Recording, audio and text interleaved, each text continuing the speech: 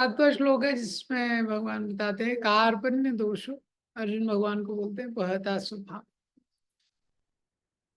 इससे पहले अर्जुन ने भगवान से बोला था कि अर्जुन के माइंड में ऑलरेडी ये योजना थी कि अर्जुन युद्ध को छोड़ना बेस्ट मानते थे। तो अर्जुन ने सोचा युद्ध करेंगे तो पाप लगेगा, तो अगर मैं युद्ध नहीं करूंगा तो पाप नहीं लगेगा, तो ये सबसे उत्तम तरीका है। लेकिन भगवान ने दूसरे अध्याय में अर्जुन को बोला था शुरुआत में ही, अरे हृदय की दुर्बलता को छोड़ो तुम। अर्जुन के अकॉर्डिंग वो हृदय की दुर्बलता नहीं थी, लेकिन भगवान ने बोला ये हृदय की दुर्बलता है, युद्ध नहीं कर रहे। तो अर्जुन यहाँ पे 7th जो श्लोक है उसमें स्वीकार करते हैं जो भगवान ने बोला है। तो अर्जुन बोलते हैं कि आपने मुझे इस तरह से बोला था तो कार्पण्य दोष लगता है मुझे, कृपणता का दोष यानी कायरता का दोष शायद मेरे को लग गया है। क्योंकि जो क्षत्रिय है, क्षत्रिय का तो ये स्वभाव नहीं है कि जो युद्ध भूमि में युद्ध ना करे। ये तो आपने जो बोला था शायद वो सही है, यहाँ पे उसको स्वीकार कर रहे हैं। शायद मेरे हृदय की दुर्बलता है। वहतासो प्रच्छामि त्वाम, इसलिए मैं आपसे पूछ रहा हूँ क्यों धर्म सम्मूढ़चेता। मुझे अपनी बुद्धि से मुझे समझ में नहीं आ रहा है कि मैं समझ नहीं पा रहा हूँ धर्म के विषय में, कुछ भी निर्णय नहीं ले पा रहा हूँ। ये इसीलिए यत श्रेयम निश्चितम ब्रूहि तन्मे, आप जो मेरे लिए श्रेयस्कर है वो बताइए। क्योंकि दूसरे अध्याय के दूसरे श्लोक में भगवान ने दूसरा चीज अर्जुन को क्या बोला था, अनार्य जुष्टम, तुम आर्यों की तरह काम नहीं कर रहे हो। क्योंकि जो भी श्रेष्ठ पुरुष होते हैं इस संसार में, जो उनका कल्याण करने वाली चीज होती है वही करते हैं, चाहे मुश्किल हो चाहे आसान हो चाहे मुश्किल हो, वही कार्य करते हैं जिसमें कल्याण हो। तो उसको याद करके अर्जुन बोल रहे हैं हाँ, तो यत श्रेयम, जिसमें मेरा कल्याण हो वो आप मुझे बताइए। मुझे तो समझ आ नहीं रहा है, आप बताइए निश्चित करके कि किसमें मेरा कल्याण हो सकता है। इस प्रकार से अर्जुन पूछ रहे हैं। निश्चितम ब्रूहितन शिष्यस्ते हम, अब जो अपने कल्याण की बात अर्जुन पूछ रहे हैं, तो अर्जुन सोचते हैं अपने कल्याण की बात किससे पूछी जाती है, तो गुरु से पूछी जाती है।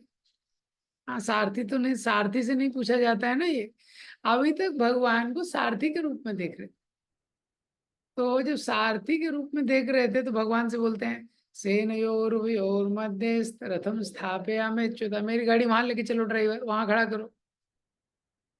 अब लेकिन ड्राइवर से तो पूछेंगे नहीं ना कि मेरा कल्याण किसमें, उसको तो बताते हैं कि कहाँ लेके चलना है। तो यहाँ पे अब अर्जुन स्वीकार करते हैं कि शिष्य स्थे, तो सारथी का भाव साइड में रखते हैं, बोले आपका शिष्य हूँ, शिष्य हूँ। तो शिष्य को जो गुरु है वो कल्याण की बात बता सकता है।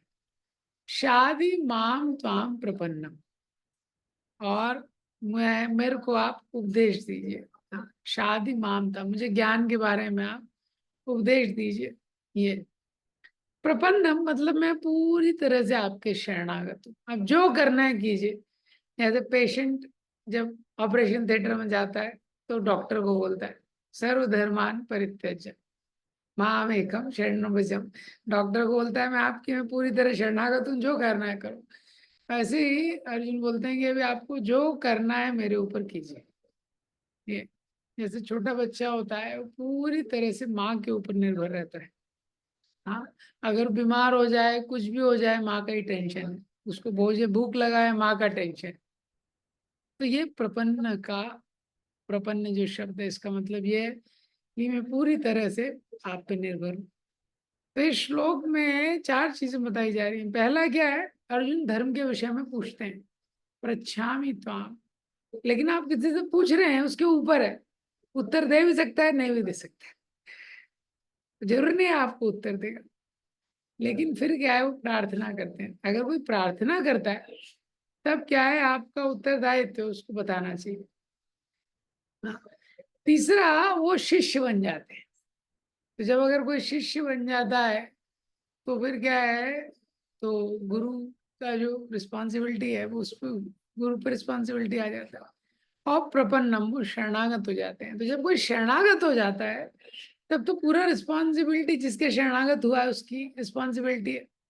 जैसे वो कबूतर था, उसने शिवी महाराज की शरण ले ली थी। शिवी महाराज बोलते हैं बाज से कि अब तो ये मेरी शरण में आ गया है, मैं इसको नहीं छोड़ सकता। तो ये चीज है इस श्लोक में बताई गई है। इसमें से कुछ सिद्धांत हमने इस श्लोक में जो है वो कल चर्चा किया था कि किस प्रकार से हाँ, भगवान को हमको एडवाइजर के रूप में सर्व नहीं करना है। ज्यादातर लोग भगवान को एडवाइजर के रूप में सर्व करते हैं। भगवान का क्या डिसीजन है उसको समझने का प्रयास करना है।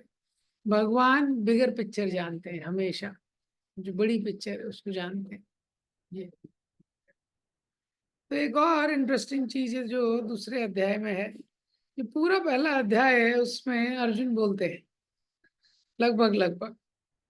दूसरे अध्याय में भी यहाँ तक 2.7 8 9 तक अर्जुन बोलते हैं। 2.10 में भगवान मुस्कुराते हैं, 2.11 से बोलना शुरू करते हैं। भगवान यहाँ पे एक बहुत इंपॉर्टेंट शिक्षा दे रहे हैं गाइडेंस के लिए। जब भी किसी को काउंसलिंग करते हैं तो हमारा एडवाइस जो है वो व्यक्ति कब सुनता है, वही एडवाइस है वो दो तरीके से देख सकता है, असिस्टेंस की तरह या इंटरफेरेंस की तरह। तो जब वो एडवाइस नहीं लेना चाहता है, हम एडवाइस देते हैं, जैसे इंडिया में क्या है, एडवाइस फ्री रहती है, तो फ्री में एडवाइस देते हैं लेकिन वो लेना नहीं चाहता है, उसको सुनता नहीं है। ये- वो हम उसको हेल्प करना चाहते हैं, वो उसको इंटरफेरेंस की तरह देखता है। लेकिन जब वो एडवाइस के लिए रेडी है तब आप उसको एडवाइस देते हैं, तभी वो व्यक्ति सुन पाता है। स्पेशली पेरेंट्स के लिए बहुत इंपॉर्टेंट है। गाइड्स के लिए भी, किसी को गाइड करते हैं उसके लिए भी, कोई भी व्यक्ति गाइड करता है उसके लिए बहुत इंपॉर्टेंट इस सिद्धांत को समझना। तो जब तक व्यक्ति सुनने के लिए रेडी नहीं है तो काम नहीं चलेगा। जैसे कोई व्यक्ति है वो शिमला जा रहा है, अब शिमला जा रहा है, वहां बहुत ठंड पड़ती है। हाँ, तो हमने उसको गर्म कपड़े बैग में भर के दे दिए, अरे तुम शिमला जा रहे हो वहां बहुत ठंड पड़ती है, बड़ी दिक्कत होगी ये। लेकिन अगर वो कन्विंस नहीं है कि वहां ठंड पड़ती है, वो व्यक्ति कन्विंस नहीं है कि शिमला में ठंड पड़ती है, तो वो क्या सोचेगा, अरे तो मेरा लगेज बढ़ा रहा है भाई। हाँ, वो आपकी जो हेल्प है उसको हेल्प की तरह नहीं देखेगा, वो सोचेगा ये मेरा लगेज बढ़ा रहा है, इतना बैग इसने दे दिया गर्म कपड़ों का। इसी तरह से जब हम देखते हैं कोई व्यक्ति है जिसको हम गाइड कर रहे हैं, मार्गदर्शन दे रहे हैं, कभी कभी वो रॉन्ग चॉइस लेता है। हम्म, हमको पता भी लग जाता है कि ये रॉन्ग चॉइस ले रहा है, तो हमारे मन में बहुत तीव्र इच्छा होती है इसको तुरंत करेक्ट करना चाहिए ये। लेकिन क्या है, वो कन्विंस नहीं है कि वो रॉन्ग चॉइस ले रहा है। वो जो व्यक्ति है वो इस चीज के बारे में कन्विंस नहीं है कि उसका जो चॉइस है वो रॉन्ग है। तो हम उसको डायरेक्शन देते हैं लेकिन वो सुनता नहीं है, क्योंकि वो हमारे विजन को शेयर नहीं कर रहा है। और उसको ज्यादा और फोर्स करेंगे हम लोग तो और वो एडवाइस जो है उसको एकदम ब्लॉक भी हो जाता है। इसीलिए वेट करना आवश्यक है। अंगीरा मुनि थे, चित्रकेतु महाराज के पास गए, वो चित्रकेतु महाराज को बताना चाहते थे जीवन का क्या उद्देश्य है। चित्रकेतु महाराज ने भी उनका वेलकम किया, लेकिन चित्रकेतु महाराज को पुत्र चाहिए था, हितोपदेश नहीं चाहिए था, शास्त्र का ज्ञान नहीं चाहिए था। तो अंगीरा मुनि ने देखा कि मैं तो बताना चाहता हूँ पर ये रेडी नहीं लेने के लिए, तो नहीं दिया। हाँ, इसी तरह महामूर्ख की स्टोरी आती है। महामूर्ख की, एक ऋषि होते हैं, एक राजा के पास जाते हैं, बड़ा स्वागत करता है, लेकिन जैसे ही भगवान के बारे में, जीवन के उद्देश्य के बारे में चर्चा करने लगते हैं, इतनी रुचि नहीं होती उसको, तो वो बताते नहीं है, अपने एक शिष्य को छोड़ देते हैं वहां पे। हाँ, महामूर्ख का वो जो स्टोरी आपने सुना हो, तो वो बताना चाहते हैं कि राजा के लिए कि उसका हित किसमें है, लेकिन क्योंकि वो राजा सुनने के लिए तैयार नहीं है तो नहीं बताते। तो जो हमारी एडवाइस है वो असिस्टेंस की तरह तभी लोग देखेंगे जब वो सुनने के लिए रेडी है, नहीं तो वही एडवाइस क्या है, इंटरफेरेंस का काम करेगी। तो महामूर्ख राजा को बताता है उपदेश, कब बताता है, लेकिन उसकी मृत्यु के समय, क्योंकि तभी राजा रेडी हुआ सुनने के लिए, पूरा जीवन लग गया। तो विदुर और धृतराष्ट्र के केस में भी यही है, विदुर शुरू से एडवाइस दे रहे हैं धृतराष्ट्र को, कभी सुना नहीं उन्होंने आज तक ध्यान से। पूरा जीवन धृतराष्ट्र को लग गया वही एडवाइस को स्वीकार करने के लिए। जब पूरे उसके 100 पुत्र मर गए, वापस से राजगद्दी पे बैठा है, विदुर जी तीर्थ चले जाते हैं, वापस आते हैं, फिर एडवाइस देते हैं, तब क्लिक करता है। ऐसे तो यहाँ पे ये ये ब्यूटी है किसके लिए? हाँ, जो अर्जुन का ब्यूटी है कि अर्जुन यहाँ पे एडमिट कर रहे हैं 7वें श्लोक में कि मैं गलत हूँ। हाँ, तो अभी तक इससे पहले क्या है, अर्जुन इंसिस्ट कर रहे थे कि जो मेरा कंसेप्शन है वो सही है। ये तो मिस्टेक करना गलत नहीं है, लेकिन जब व्यक्ति मिस्टेक को एक्सेप्ट नहीं करता है तो गलती हो जाती है। तो जब तक वो मिस्टेक को एक्सेप्ट नहीं करता है, उसको कोई टीचिंग नहीं दी जा सकती। इसीलिए 2nd चैप्टर में भगवान कुछ नहीं बोले, अभी तक कुछ नहीं बोले, क्योंकि अर्जुन कन्विंस ही नहीं है कि मैं गलत हूँ। हम सब लोग इस संसार में we are limited creature, we have limited information, we have limited intelligence to analyse what we know. तो हम सब लोग लिमिटेड हैं, हमारे पास जो इंफॉर्मेशन है वो भी लिमिटेड है, और वो इंफॉर्मेशन को प्रोसेस करने का जो कैपेसिटी इंटेलिजेंस में दिया है वो भी लिमिटेड है। इसीलिए टाइम एंड अगेन हम लोग मिस्टेक करते हैं। और मिस्टेक से बड़ी मिस्टेक क्या है कि हम लोग जो कर देते हैं, हम लोग उसी को बोलते हैं कि यही सही है।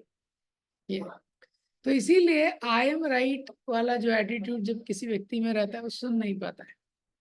तो ये इम्पोर्टेंट है उसको समझना कि व्हाट इज राइट, ये सोचना व्हाट इज राइट, इस चीज पे थोड़ा मंथन करना। ये तो अर्जुन क्या है, अर्जुन एक बहुत थॉटफुल पर्सन है, इसलिए वो एक्सेप्ट कर रहे हैं कि हाँ मेरे से अभी गलती हो गई, अब मेरे से गलती हो गई है, मुझे वापस से अब और गलत डिसीजन नहीं लेना।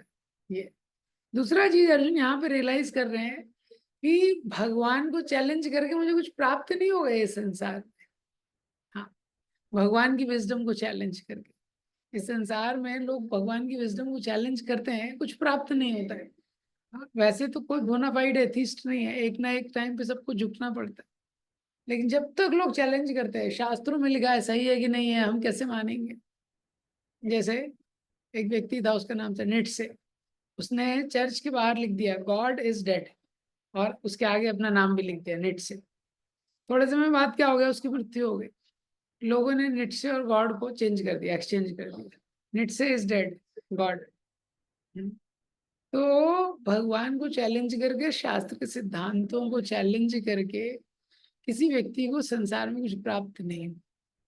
सबसे हाईएस्ट विजडम हमारे शास्त्रों में दिया हुआ है, तो हमको वो विजडम को स्वीकार करना चाहिए। तो ये जो श्लोक है यहाँ से गीता में टर्न होता है, क्योंकि यहाँ से गीता में अर्जुन एक्सेप्ट करते हैं with open heart. Arjun gets into a learning mood with the intention कि हाँ अब मुझे समझना है कि भगवान क्या बताना चाह रहे हैं। अभी तक अर्जुन भगवान को बोल रहे थे कि अर्जुन क्या बताना चाह रहे हैं, वो सुना रहे हैं भगवान को। अर्जुन भगवान को गीता सुना रहे हैं, भगवान की गीता तो इसके बाद शुरू होगी। लेकिन अर्जुन को रियलाइज हो गया, भगवान को चैलेंज करके पूरा एक अध्याय वेस्ट हो गया, और उसके बाद दूसरे अध्याय में भी 6 श्लोक हो गए। Arjun realize that challenging Krishna is getting him nowhere except into a greater confusion. Similarly in this world when people challenge shastras, जो शास्त्र को चैलेंज करते हैं वो अट्रैक्टिव लग सकता है, बहुत कुछ लोग उनको एक्सेप्ट भी कर सकते हैं, स्वीकार भी कर सकते हैं, कुछ सोल्यूशन नहीं मिलता है। हाँ, तो he accepted, accepting that Krishna knows best, Krishna knows better than him what is best for him, he surrenders to Krishna as a seeker। हाँ, तो ये जो सिचुएशन है ये शुरुआत है भगवत गीता के नॉलेज को एक्सेप्ट करने के लिए। मैंने लिविंग एंटिटी अंडरस्टैंड कृष्णा जो भगवान है मुझसे बेहतर जानते हैं, वो मेरे वेल विशर है, तो मुझे उनको शरणागत होना चाहिए। तो जो शरणागति का भाव है, यहाँ से व्यक्ति जागता है। नहीं तो वो कितना भी स्पिरिचुअल सरमन सुन ले, लेक्चर्स भी सुन ले, जब तक ये अंडरस्टैंडिंग नहीं है तब तक वो स्पिरिचुअल नॉलेज को रिसीव नहीं कर पाता।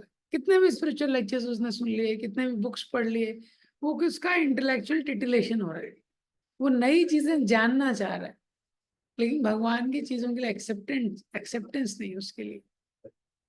ये तो जनरली संसार में भगवान को भी व्यक्ति अप्रोच करता है, वो क्यों अप्रोच करता है? हेल्प के लिए अप्रोच करता है, गाइडेंस के लिए कम करता है। उसके जीवन में कुछ गलत हो रहा है, लाइफ में कुछ गलत हो रहा है, कुछ प्रॉब्लम हो रहा है, तो वो भगवान के पास जाता है, प्लीज हेल्प मी, मुझे थोड़ा मदद कीजिए। जब हेल्प नहीं उसको दिखती है, वो क्वेश्चन करता है, अरे कैसे भगवान है।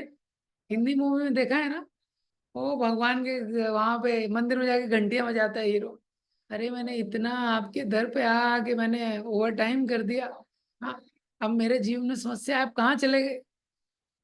The problem is not that Krishna does not help, but the problem is we want help, we demand help on our terms. भगवान हेल्प नहीं कर रहे, ये प्रॉब्लम नहीं है। प्रॉब्लम क्या है, हमको अपने टर्म्स पे हेल्प चाहिए। भगवान हमारे जीवन में इतना सारा अरेंजमेंट करते हैं, लेकिन हम वो हेल्प को कैसे ले पाते हैं, ये कितना बड़ा क्वेश्चन है। डिवोटी एसोसिएशन में भी हम लोग आ जाते हैं, तभी भी हम लोग कैसे चैंटिंग करते हैं, कैसे मॉर्निंग प्रोग्राम करते हैं, कैसे डिवोटीज के साथ डीलिंग करते हैं, कैसे हम सर्विस करते हैं, ये हमको पूछना चाहिए। लेकिन हमको कुछ लाइफ में प्रॉब्लम होता है एज ए नॉन डिवोटी और इवन एज ए डिवोटी, हम बोलते हैं अरे भगवान ये सॉल्व क्यों नहीं कर रहे हैं मेरा प्रॉब्लम। और हमको सोल्यूशन भी कैसे चाहिए, अपने ही तरीके से चाहिए ना, अपनी तरीके से ही हमको सोल्यूशन चाहिए, अपनी टर्म्स में हमको सोल्यूशन चाहिए। ये वाई, बिकॉज वी वी हम लोग क्या है, अपनी इंटेलिजेंस को भगवान से सुपीरियर मानते हैं। तो जब भी हमारे लाइफ में प्रॉब्लम होती है, तो हमको पता चलता है हमको प्रॉब्लम है, और हमारे पास उसका एक सोल्यूशन भी है, और हम भगवान से बोलते हैं सोल्यूशन को इम्प्लीमेंट कर दो आप। तो हमको ये पता है कि भगवान में शक्ति है, लेकिन हमको ये भरोसा नहीं है कि भगवान में बुद्धि भी है। हमारे को ये पता है कि भगवान में शक्ति है, भगवान हमारी समस्या को सॉल्व कर सकते हैं, लेकिन क्या सोल्यूशन होना चाहिए वो हम ही बताते हैं कि यही सोल्यूशन आप फिक्स करो हमारी प्रॉब्लम का। So we seek only Krishna's power, not his intelligence. We believe in Krishna's omnipotence, but not in Krishna's omniscience. हमको भगवान की इंटेलिजेंस पे विश्वास नहीं होता। ये तो हमारे जीवन में कोई भी प्रॉब्लम है, वो हमारे ही कर्मों के कारण आती है, और भगवान हमारे जीवन में वही प्रॉब्लम देते हैं जिससे हम ग्रो करें, वापस एक अच्छा जीवन व्यतीत करें, एक अच्छा चॉइस मेक करें। पर क्या होता है, we have to open ourselves for Krishna's guidance internally and external. ये एक इम्पॉर्टेंट चीज है हमारी लाइफ में। जब तक हम कृष्णा के गाइडेंस को, कृष्णा का जो मर्सी हमारी लाइफ में हो रहा है, till the time we don't accept it wholeheartedly, openly, with a willingness, जैसे अर्जुन यहाँ पे एक्सेप्ट कर रहे हैं, what happen till that time we do not get the full benefit. तब तक हम ही भगवान को बताते रहते हैं, और तब तक लाइफ में चैलेंज चलते रहता है। क्यों? क्योंकि भगवान, Krishna knows best and Krishna के change our life fully. But when we keep telling Krishna you do this, you do this, you do this, मेरी लाइफ में ये प्रॉब्लम है, इसको सॉल्व कर दो, दूसरा प्रॉब्लम आया अभी उसको सॉल्व कर दो, तीसरा प्रॉब्लम आया अभी उसको सॉल्व कर दो। लेकिन भगवान जानते हैं वो प्रॉब्लम क्यों है और उसका सोल्यूशन क्या है, दोनों चीजें जानते हैं। तो ये एक्सेप्ट करना, हाँ, कि हमारे पास, भगवान के पास केवल स्ट्रेंथ नहीं है, इंटेलिजेंस भी। So when we accept we are not strong enough, हमारे जीवन में ऐसी ऐसी समस्याएं आती है जिसको हम लोग हैंडल नहीं कर पाते। हाँ, जैसे अर्जुन ने यहाँ पे रियलाइज किया कि ये जो प्रॉब्लम मेरे जीवन में, बहुत कुछ मैंने हैंडल किया, लेकिन ये जो प्रॉब्लम है इसको मैं हैंडल नहीं कर पाता। तो जब अर्जुन ने ये एक्सेप्ट किया इस श्लोक में, तो अब अर्जुन यहाँ से बोलना शुरू करते हैं। भगवान को अर्जुन ने सरेंडर कर दिया, फिर भी भगवान ने कुछ नहीं बोला। सो 2.8 में अर्जुन अपने सरेंडर को कंफर्म करते हैं। नहीं प्रपश्यामि ममापुनद्या शोकम उच्चोषणम इंद्रियाणाम यवाप्य भूमावस्पत्नम वरदम राज्यम सुराणाम अपि चाधिपत्यम। तो 7 श्लोक में अर्जुन शरणागत होते हैं। भगवान सोचते हैं अभी तक शायद राज्य नहीं मिला है, इसीलिए शरणागत हो रहा है, एक बार राज्य मिल जाएगा सब भूल जाएगा। तो अर्जुन बोलते हैं नहीं प्रपश्यान ममा पुनत्या, मुझे भौतिक स्तर पे कुछ भी मिल जाए, मुझे लग नहीं रहा कि इससे मेरी इंद्रियां संतुष्ट हो सकती हैं। यश यश शोकम उच्चोषणम इंद्रियाणा, मेरी जो इंद्रियां हैं वो सूखी हुई हैं। जैसे my senses are getting dry, इसका मतलब क्या है कि मेरे मन में बहुत चिंता है। वो व्यक्ति बहुत चिंता में रहता है ना, बहुत एंजाइटी में रहता है, उसको प्यास ज्यादा लगती है। और अगर ये युद्ध के बाद अगर मुझे पूरी पृथ्वी का राज्य मिल जाए, ऐसा राज्य मिल जाए जो बहुत समृद्ध है, ऐसा राज्य मिल जाए जो निष्कंटक है, कोई शत्रु नहीं है, इस पृथ्वी का तो छोड़िए, अगर मुझे देवताओं का भी राज्य मिल जाए तभी भी मैं संतुष्ट नहीं होऊंगा। भगवान को हम शरणागत होते हैं तभी भी भगवान वेट कर रहे हैं अर्जुन का। तो भगवान वेट कर रहे हैं कि इसको थोड़ा कंफर्म कर रहे हैं, तो जो ये बोल रहा है, कई बार हम बोलते हैं उसको मीन नहीं करते। So Krishna is waiting, let Arjuna confirm what he is telling. ये तो इसीलिए भगवान एडवाइस देने के पहले बहुत सतर्क है। हाँ, कि मतलब अभी तक भगवान ने फ्रेंडली वे में अर्जुन को एनकरेज किया है, लेकिन अभी तक एडवाइस नहीं दिया है, एग्जैक्ट ज्ञान नहीं दिया।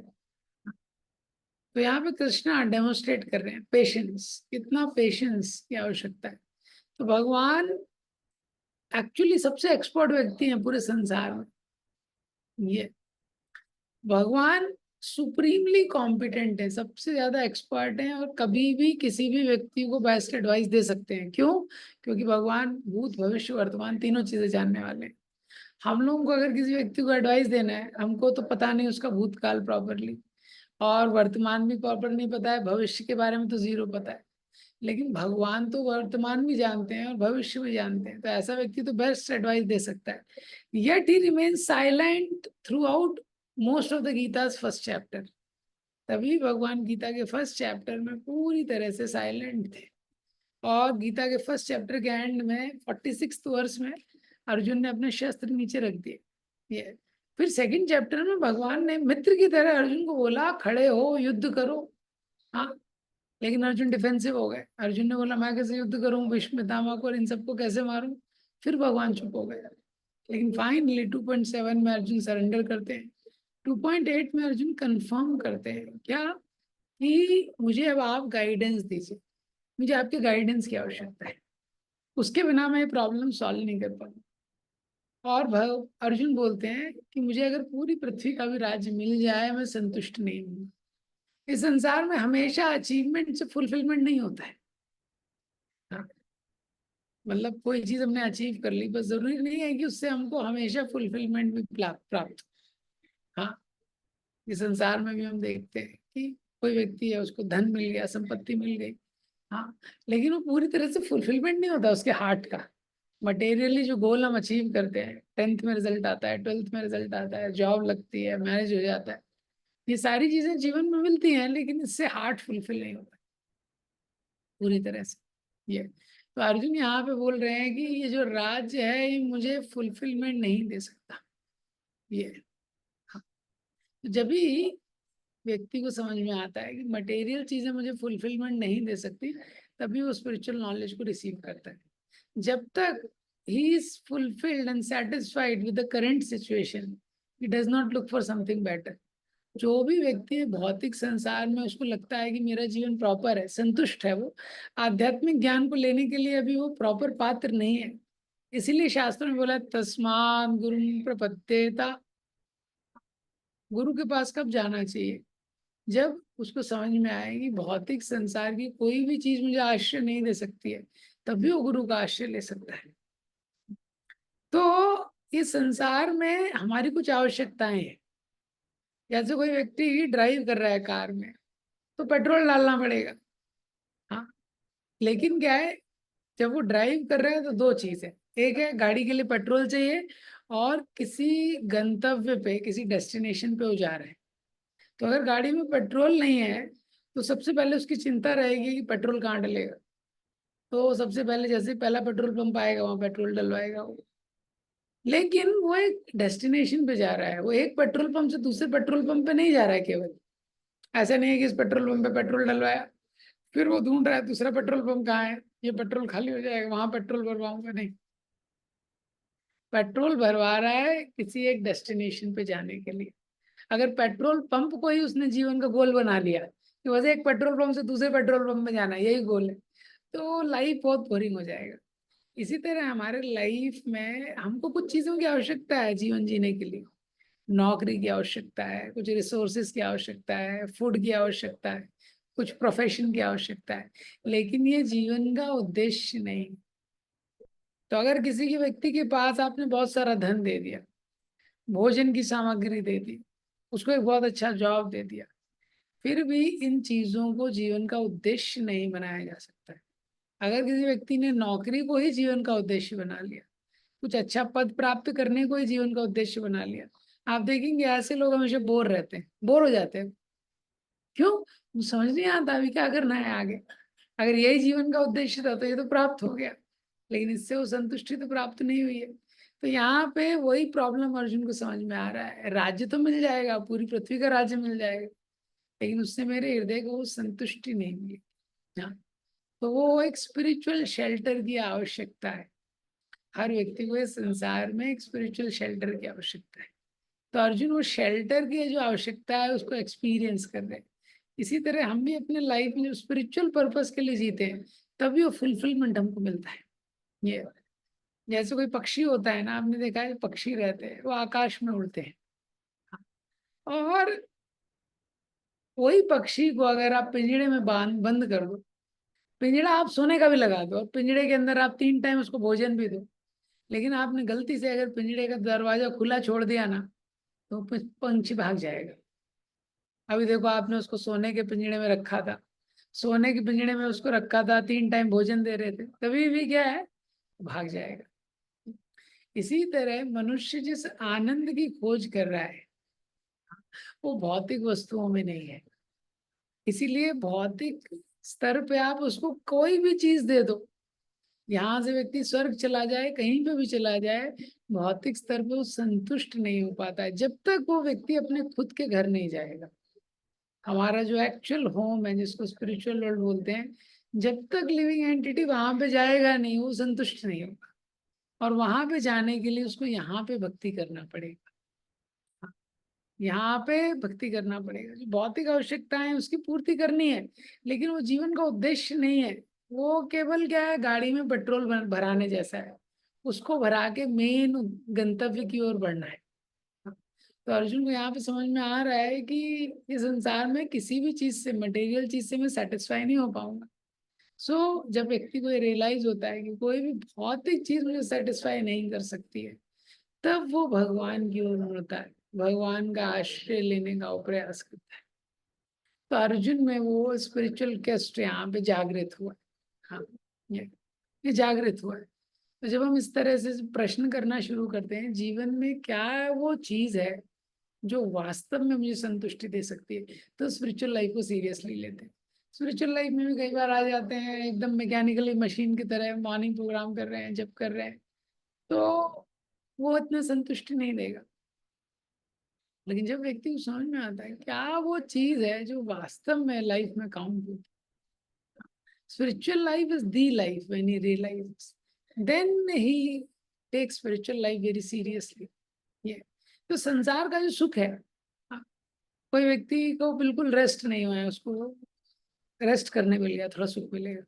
कोई व्यक्ति बहुत भूखा है, कुछ खाया नहीं है उसने, उसको भोजन मिल गया तो कुछ सुख मिलेगा। कोई व्यक्ति है जैसे ट्रेन में उसका टिकट कंफर्म नहीं था, लेकिन कंफर्म टिकट हो गया, उसका सुख मिलेगा। लेकिन क्या है, ये प्लेजर जो है इस संसार में जो हमको प्राप्त मिलता है, हाँ, ये जिंदगी, ये लाइफ को सस्टेन नहीं कर सकता है। ये थोड़े समय के लिए अच्छा है, लेकिन यह लाइफ को सस्टेन नहीं कर सकता है।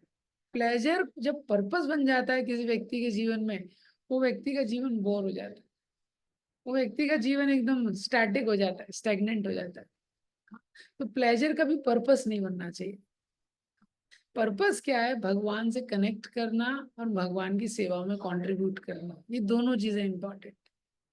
ये तो जो इस व्यक्ति के जीवन में प्लेजर ही पर्पस बन जाता है, वो हमेशा ट्राई करते रहता है कुछ नया चीज, कुछ नया चीज, तो वो कभी संतुष्ट नहीं होता। डेली उसको खाने में नया मेनू चाहिए। हाँ, गाड़ियों से संतुष्ट नहीं होता, एक गाड़ी खरीदता है, दूसरी गाड़ी खरीदता है, तीसरा गाड़ी खरीदता है। वो अपनी लाइफ से संतुष्ट नहीं होता, एक जॉब में, फिर दूसरा जॉब, तीसरा जॉब, चौथा जॉब। कई व्यक्ति है लाइफ पार्टनर चेंज करते हैं, एक लाइफ पार्टनर, दूसरा लाइफ पार्टनर, तीसरा लाइफ पार्टनर। क्यों? क्योंकि उसकी डेफिनेशन गलत है। उसकी डेफिनेशन है कि जीवन में जो आनंद मिल रहा है, जो प्लेजर मिल रहा है, यही उद्देश्य है। लेकिन जब वो समझता है ये उद्देश्य नहीं है, उद्देश्य क्या है? भगवान से कनेक्ट कर रहे, मैं कितने अच्छे से भगवान की माला का जप कर सकता हूँ, भगवान का आश्रय ले सकता हूँ, और मैं भगवान के लिए क्या कर सकता हूँ, जब ये वो सोचने लगता है, वहां से उसके लाइफ में रियल सेटिस्फेक्शन शुरू हो जाता है। रियल सेटिस्फेक्शन उसकी लाइफ की जर्नी, तो संतुष्ट। तो ये अर्जुन यहाँ पे भगवान को बता रहे हैं कि मैं संतुष्ट नहीं हो सकता। ये पृथ्वी क्या, स्वर्ग की संपत्ति से भी मैं संतुष्ट नहीं हो सकता। तो भक्ति जो है, ये जो सोल का सबसे मोस्ट इम्पॉर्टेंट नीड है। हम भी अपने जीवन में देख सकते हैं, बहुत इजी है। किसी भी दिन एकदम हम लोग अगर टाइम से उठ गए और 16 माला बहुत अच्छे से हमने कर ली, बहुत अच्छे से भगवान का मंगल आरती कर लिया, लेक्चर श्रवण कर लिया, भगवान के लिए कुछ सेवा बहुत अच्छे से कर दिया, कितनी संतुष्टि मिलती है। हाँ, लाखों रुपए भी वो संतुष्टि को नहीं दे सकते। और किसी दिन आप सोते रहिए 10 बजे तक, और फिर उसके बाद आप माला चालू कीजिए। माला है, उसके बाद बहुत सारी चीजें हैं, कॉलेज है, जॉब है, घर है, माला बच जाएगा, सब कुछ बच जाएगा। कितना डिससेटिस्फैक्शन होता है। हालांकि आपने बहुत कुछ किया, लेकिन जो महत्वपूर्ण काम था उसको नहीं किया। हाँ, तो ये सिद्धांत है, जब भी स्पिरिचुअल लाइफ को टॉप प्रायोरिटी देंगे हम अपने लाइफ में, deepest satisfaction will experience in our life, deepest satisfaction.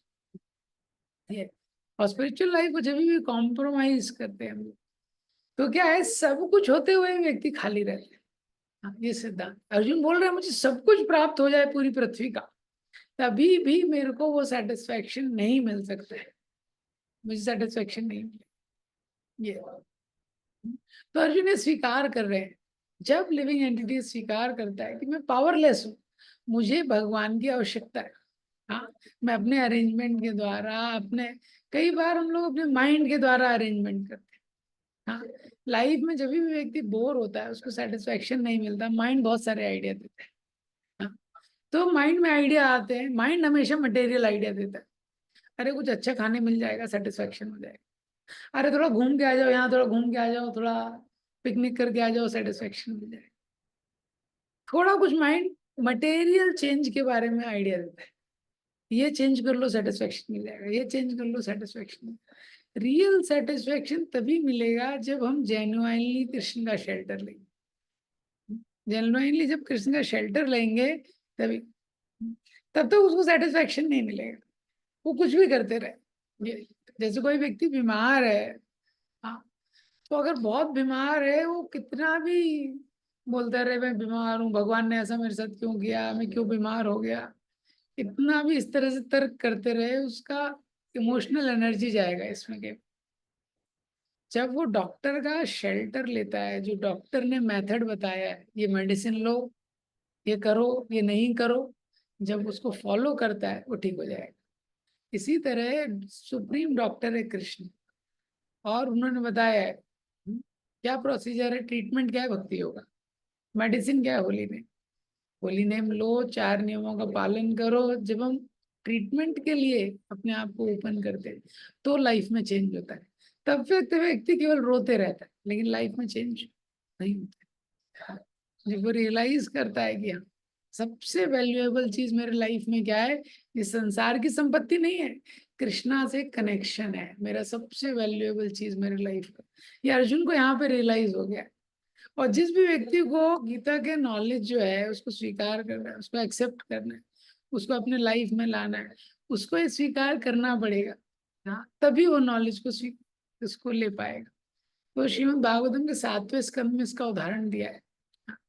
Hiranyakashipu था, उसके पास ब्रह्मलोक के नीचे सब कुछ उसके कंट्रोल में था, और संसार की जितनी संपत्ति की हम कल्पना कर सकते हैं वो सब उसके पास थी। देवता भी उसको फॉलो करते थे, सब उसके अधीन थे। सब कुछ होने के बाद भी ना तृप्येद जितेंद्रिया, प्रहलाद महाराज देखते हैं कि मेरे पिताजी जो है ये संतुष्ट नहीं। संसार में कोई ऐसी वस्तु नहीं है जो इनके नियंत्रण में नहीं है, लेकिन ये संतुष्ट नहीं है।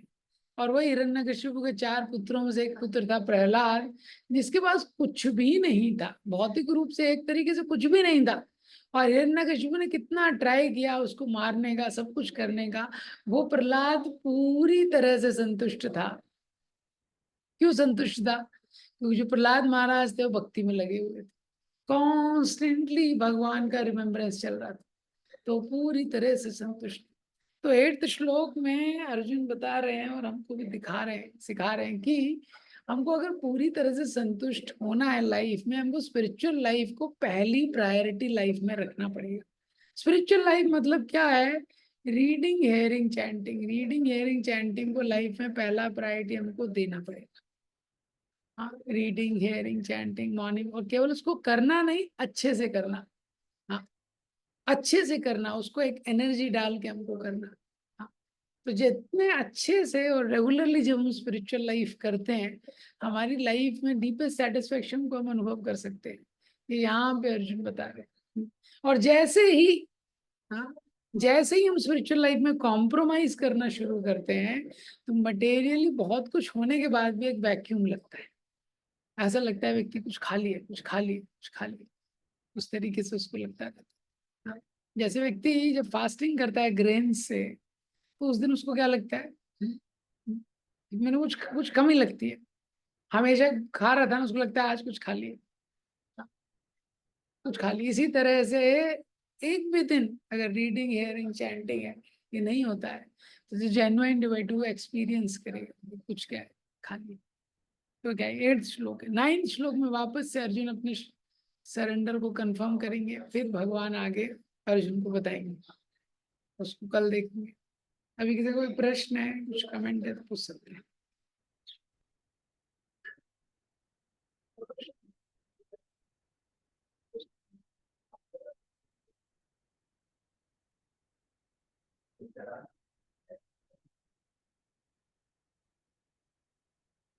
Okay, thank you very much.